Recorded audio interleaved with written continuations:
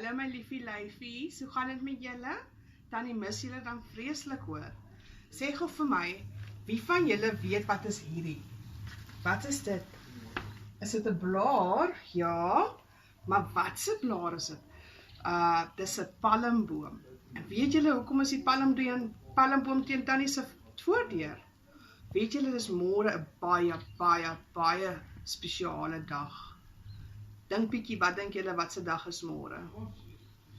Ja, dis Sondag, maar dit is ook Palmsondag. Wat dink julle het gebeur op Palmsondag? Hier's 'n klou. Jesus het op 'n donkie gery op daai dag. En toe? Wat dink julle gebeur toe? Kom ek lees vir julle die storie, dan kan julle hoor. Die storie se naam is Jesus ry op 'n donkie. Jesus se grootste werk hier op aarde was om vir mense se sondes betaal.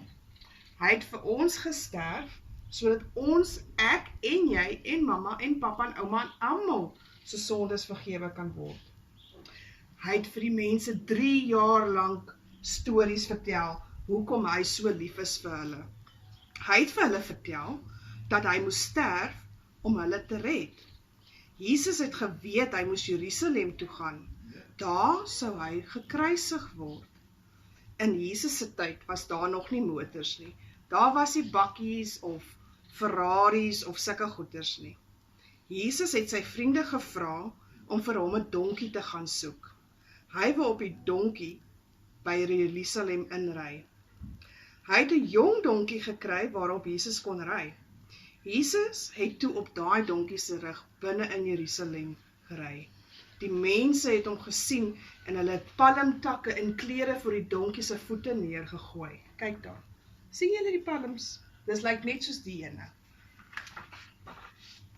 Hulle het hard uitgeroep. Hier kom Jesus, hier kom Jesus. Jesus gaan ons red. Hosanna, Here red ons. Die mense was almal baie bly dat Jesus aarde toe gekom het om hulle te red. Jene maatjies, ek is ook so bly dat hy vir my kom sterf het op die kruis. Ek hoop julle gaan baie soet wees hierdie week en vir mamma en pappa mooi help. Miskien kan julle 'n prentjie teken van die palmbome en die donkie. Dan kan mamma vir ons 'n foto stuur, né? Dit sal my hartjie baie bly maak. Love you.